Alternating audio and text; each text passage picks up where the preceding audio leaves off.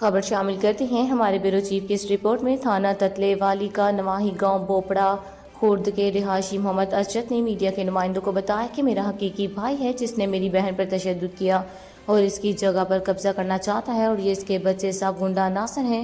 मेरी बहन ने पुलिस में FIR भी दर्ज करवाई है, मगर पुलिस ने मुलजमान को अभी तक गिरफ्तार नहीं किया। मेरी आला हुकाम वज़ीर पंजाब मोहतरमा मरियम नवाज शरीफ से अपील है कि हमारे मुलजमान को गिरफ्तार किया जाए, और अगर हमारा मज़ीद जानी या माली नुकसान होता है तो इसके ज़िम्मेदार भी हमारे मुलजमान होंगे, क्योंकि इनके लोगों ने मेरे घर में घुसकर 4 दीवारी का तकद्दुस पमाल करते हुए मुझे और मेरे बेटे 9th क्लास का स्टूडेंट है इस पर भी तशद्दुद किया।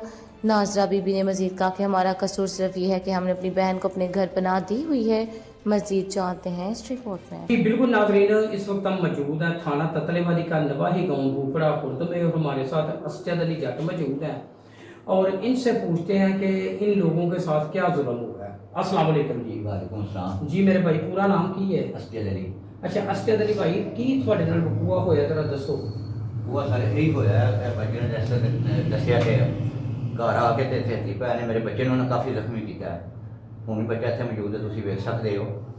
ਤੇ ਉਸ ਤੋਂ ਬਾਅਦ ਪਹਿਲੀ ਵਾਰ ਵੀ ਨਹੀਂ ਜਾਣ ਦਿੰਦੇ ਬੱਚੇ, ਇਹ ਛੋਟੇ ਬੱਚੇ ਨੇ, ਇਹ ਬਾਹਰ ਨਿਕਲਦੇ ਨੇ ਤੇ ਇਹਨਾਂ ਨੂੰ ਇਸ ਤਰ੍ਹਾਂ ਦੇ ਨੇ ਕਿ ਅੰਦਰ ਵੜ ਜਾਓ, ਤੁਹਾਡੇ ਅਸਾਂ ਘਰ ਤੇ ਵੀ ਸਾਡੇ ਕਬਜ਼ਾ ਕਰਨਾ ਹੈ, ਤੁਹਾਨੂੰ ਆਵੇ ਮਾਰਨਾ ਕੁੱਟਣਾ, ਤੁਹਾਡਾ ਸਮਾਨ ਚੁੱਕ ਕੇ ਬਾਹਰ ਸੁੱਟਣਾ, ਐਵੇਂ ਦੀਆਂ ਧਮਕੀਆਂ ਦਿੰਦੇ ਨੇ, ਜਾਨੋਂ ਮਾਰਨ ਦੀਆਂ ਧਮਕੀਆਂ ਦਿੰਦੇ ਨੇ ਸਾਨੂੰ ਵੀ। ਮੇਰਾ ਇੱਕ ਕਸੂਰ ਹੈ ਕਿ ਮੈਂ ਬਾਜੀ ਮੇਰੀਆਂ ਭੈਣਾਂ ਨੇ। ਤੁਸੀਂ ਆਪਣੀ ਹਮਸ਼ੀਰਾ ਦਾ ਸਾਥ ਦੇ ਰਹੇ ਜੀ ਬਿਲਕੁਲ ਸਾਥ ਦੇ ਰਹੇ ਹਾਂ, ਤੇ ਸ਼ੁਰੂ ਤੋਂ ਮੇਰੇ ਘਰ ਹੀ ਆਉਂਦੇ ਜਾਂਦੇ ਨੇ ਸਾਰੇ ਹਮਸ਼ੀਰਾ ਵੀ, ਤੇ ਮਾਂ ਬਾਪ ਨੂੰ ਸ਼ੁਰੂ ਤੋਂ ਮੈਂ ਹੀ ਸੰਭਿਆ, ਇਸ ਵਜ੍ਹਾ ਤੋਂ ਵੱਡਾ ਘਰ ਹੀ ਸਮਝਦੇ ਨੇ ਹਮਸ਼ੀਰਾ ਸਾਰੇ, ਤੇ ਇੱਥੇ ਹੀ ਆਉਂਦੇ ਜਾਂਦੇ ਨੇ ਤੇ ਸਾਨੂੰ ਇਨਸਾਫ ਦਿੱਤਾ ਜਾਏ। ਤੁਹਾਡੇ ਬੱਚੇ ਨੂੰ ਕਿਸ ਵਜ੍ਹਾ ਤੋਂ ਮਾਰਿਆ ਜੀ?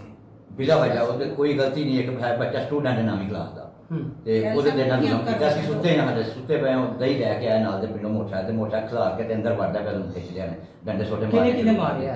ਸ਼ਾਹਜ਼ੇਬ ਅਲੀ, ਅਖਤਰ ਅਲੀ ਤੇ ਖਵਾਤੀਨ ਨੇ? ਹਾਂਜੀ ਖਵਾਤੀਨ ਨਾਲ ਸਨ, ਇੱਕ ਦੋ ਜੀ ਹੋਰ ਵੀ ਸੀ ਉਹਨਾਂ ਦੇ ਨਾਲ। ਅੱਛਾ, ਮਹਿਮਾਨ ਆਏ ਸਨ। FIR ਤੇ ਕਰਵਾ ਲਈ ਜੀ। ਕਿਆ ਹੁਣ FIR ਤੋਂ ਬਾਅਦ ਵੀ ਤੁਹਾਨੂੰ ਪਰੇਸ਼ਾਨ ਕਰ ਰਹੇ ਨੇ? ਜੀ ਬਹੁਤ ਜ਼ਿਆਦਾ ਪਰੇਸ਼ਾਨ ਕਰਦੇ ਨੇ ਬੱਚੇ। ਬਾਹਰ ਅਸੀਂ ਬਾਹਰ ਨਹੀਂ ਨਿਕਲਦੇ, ਸਾਨੂੰ ਗਾਲਾਂ ਕੱਢਦੇ ਨੇ, ਇੱਥੇ ਬਾਜ਼ਾਰ ਚ ਆਉਂਦੇ ਜਾਂਦੇ ਗਾਲਾਂ ਕੱਢਦੇ। ਤੁਸੀਂ ਕੀ ਚਾਹੁੰਦੇ ਜੀ? ਹੁਣ ਅਸੀਂ ਚਾਹੁੰਦੇ ਹਾਂ ਕਿ ਸਾਨੂੰ ਇਨਸਾਫ ਮਿਲੇ, ਇਹਨਾਂ ਨੂੰ ਗ੍ਰਿਫਤਾਰ ਕੀਤਾ ਜਾਵੇ, ਜਿਹੜਾ ਇਹਨਾਂ ਤੇ ਪਰਚਾ ਹੋਇਆ ਹੈ ਉਹਦੇ ਮੁਤਾਬਕ ਇਹਨਾਂ ਨੂੰ ਗ੍ਰਿਫਤਾਰ ਕੀਤਾ, ਇਹਨਾਂ ਨੂੰ ਸਜ਼ਾ ਮਿਲੇ ਇਹਨਾਂ ਨੂੰ, ਤੇ ਸਾਡੀ ਜਿਹੜੀ ਜ਼ਮੀਨ ਹੈ ਸ਼ਿਰਾ ਦੀ ਉਹ ਇਹਨਾਂ ਨੂੰ ਵਾਪਸ ਲੈ ਕੇ ਦਿੱਤੀ ਜਾਵੇ। जी बिल्कुल नाज़रीन, आप गुफ्तगू सुन रहे थे असजद अली जट की। उनका यही कहना है कि मेरा कसूर सिर्फ ये है कि मेरी हमशीरा मेरे घर आई हुई है, और इस वजह से इन लोगों ने मेरे 9th क्लास का स्टूडेंट है मेरा बेटा, उस पर शदीद तशद्दुद किया, मेरी बहन पर तशद्दुद किया, मेरी फैमिली पर तशद्दुद किया है, और FIR होने के बाद भी ये लोग हमें थ्रेट कर रहे हैं। हमें मज़ीद भी ख़तरा है, अगर हमारा मज़ीद कोई जानी या माली नुकसान होता है तो उसके ज़िम्मेदार भी हमारे मुखालिफिन होंगे। जी।